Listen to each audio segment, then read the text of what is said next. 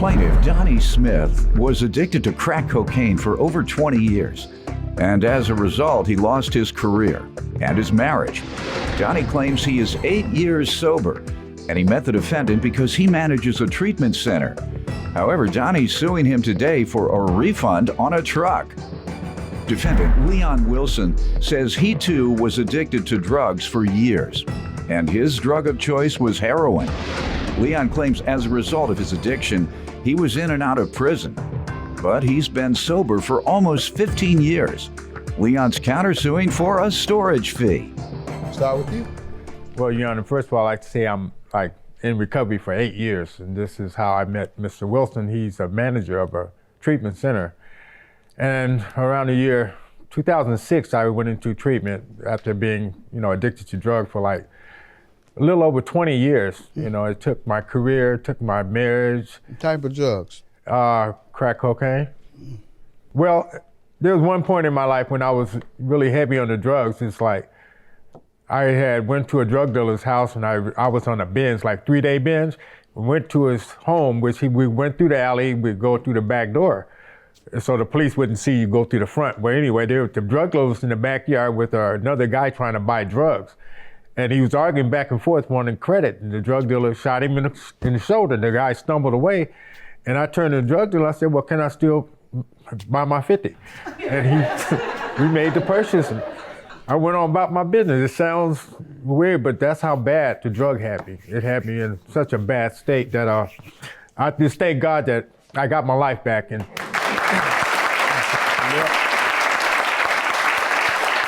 What type of job did you have? Pardon me? What type of job did you have? I was a journeyman pipe fitter. Oh, wow, good paying job. I lost quite a bit. And my kids and my family now are back right in my corner. My children love me and respect me. Good. They're happy to have their dad back. My mom, she's just elated. She said, oh, I got my son. She said, I've been praying for you. I'm glad to be back, Mom. And I'm there for it.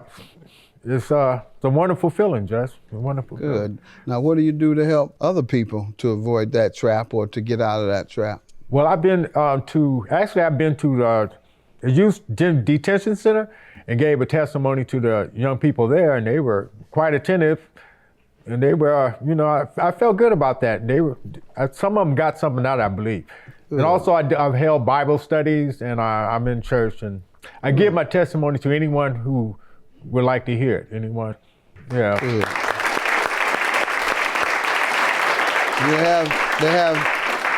They have NA meetings at your church? Yes, they do. So you should go there then. You should be organizing NA meetings or something. See, I tell folks, God brought you through that so you can help do it for others. You can be an example to how others can either avoid it or get out of it, all right? Yes, sir. All right, good enough. Plaintiff Donnie Smith says he was addicted to crack cocaine, but claims he is 8 years sober and is suing the manager of the treatment facility where he's sobered up. All right, what do you want to tell me about yourself? Well, you used to like that heroin. Yeah, I was there for quite a few years. I also was a drug addict. That's how I met Mr. Smith there. For 15, 20 years, that's what I did. I used heroin. I also used cocaine, speedball. I did all of that. I come from a very good family. My mother was a missionary. I got 2 brothers that were ministers and preachers. In my younger days, I just decided that's what I wanted to do. I got hooked up with the wrong people, met a young lady that I was a dope dealer and got caught up with her, and she started me out to using. I did that for years. I was in and out of the federal penitentiary for quite a few years. I just, my life was just a total mess. How long ago did you begin recovery? I've been clean over almost 15 years. I've been clean.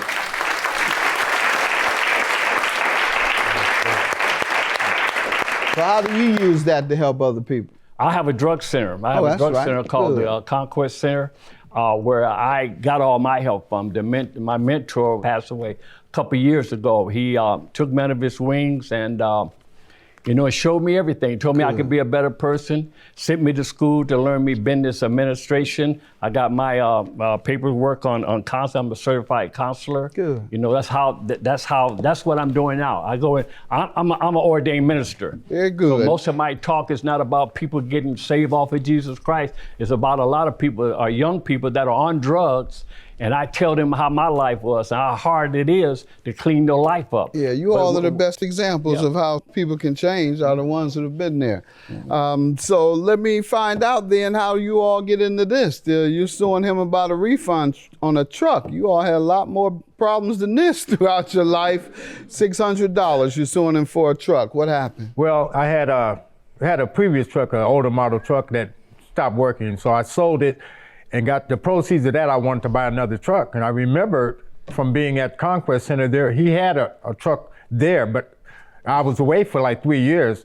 But anyway, I went back to Leon and I inquired about the truck. Would you like to sell it? He said, well, sure. So he talked about $1,000. We agreed on $700. I wanted to give him the money right then. You know, he told me, well, Donnie, I said, is it a good truck? He said, yeah, this is me, Leon, man, you know me. I would never say nothing that ain't no good. So I got to. Both of y'all grinning, so go ahead. Anyway, long story short, I just ended up, the truck needed a battery. I never really had a chance to go through the truck, but I was taking his word that it was a good truck. I said, I have a battery for it. I brung a battery from my other truck. Initially that day, I owed him $100 left. From the 28th to the 1st, I gave him $628. I said, well, can I pay the other $100 on the 1st of April? Okay. He said, yeah. So that's when I took possession of the truck. I gave him the $100. April? Yes, what? April the 1st. All right, and what happened? I took possession of the truck, gave him the $100, drove off to about 4 miles to where I was going, which is a place called Skyway in Seattle. I have to go up the hill. Started up the hill, the truck lost power. It started backfiring and crawling up the hill. Smoke was everywhere. Smoke was coming out of the pipe? Out of the pipe. Go ahead, sir. Go ahead. I didn't relapse though.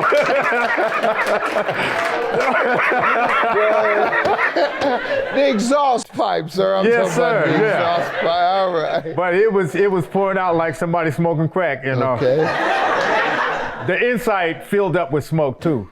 Okay. I was pretty mad at that point. You called him, or how did you? What I did was I took it up the hill and I opened the hood. Me and my cousin, because he followed me in my car, and we opened the hood. He said, well, we looked at it, and I had turned the motor off, and I opened up the radiator and looked inside. Okay, it had coolant in it. It looked like it was like a. I think did you call him? That's what I'm trying to get to. Did you tell him? I took it back exactly to him. That's what I want to know. Right you when took we it left right there, back. 30 minutes later, I was back in his what did he place. say? I parked the truck, got out, went in the office. I'm saying, you know that, I said, man, this ain't gonna work. What did he say in response? He gave me the $100. He gave me the $100 back. When I told him the truck wasn't no good. What about the rest of your money? He said, I spent it. So did you say, well, when you gonna get it? Yes, I did. Yes, what sir. did he say? I'm not giving you your money back. Plaintiff Donnie Smith says he was addicted to crack cocaine, but claims he is 8 years sober and is suing the manager of the treatment facility where he sobered up. Sir, let me hear your side. He just making a big game out of this. Go ahead. What happened is that before he had come to me, I can't exactly what. We got that point, Okay, that he was the price $700. The price was $700. All right, that was agreed upon price. that April was 1st he came to get it? April 1st is when he paid off, when he came to get the 100 back. That's what happened. He came back and get the 100. He said, let me have 100. I'm thinking in my mind he wanted to borrow Did he tell money. you why he wanted the 100? No, he did not. All right, No, so he didn't say when he would repay you? No, we didn't go there. We didn't get that far. We didn't get that far. It turned into an argument after that. Why? Because then he started explaining about the truck. He's trying to tell me, you know that truck that you sold me? That was the same day he drove it away? No, it was a couple of days later. Definitely, I know. What did he say was wrong? He came back and that's when he asked, he said, can I get $100 back? Okay, what did you determine was wrong? I'm not asking about the 100. I heard that story already. Okay. What did he say was wrong with the truck? He said the truck was smoking. He said the truck was smoking. Did you all determine what was wrong? I knew the truck smoked. I knew the truck smoked. Did you tell him that when you sold it to him? Beg your pardon? Did you tell him that when you sold it to him? This is what I told him, Your Honor. This is what I told him. When he initially took this truck, I told him personally, I say, Donnie, the truck has issues. It smokes, and plus it's an old truck. It used a lot of gas. What did you all determine was causing the smoke? I think it said something about the a gasket or something. The engine, right. All right, your counterclaim for $200 is for what, sir? That's for just being on my property for All right, good enough. Your claim is dismissed. Yours is granted. He sold you a car that he knew had a faulty engine. Yes, he knew it. All right, have a good day. Thank you, Your Honor. God bless the mess.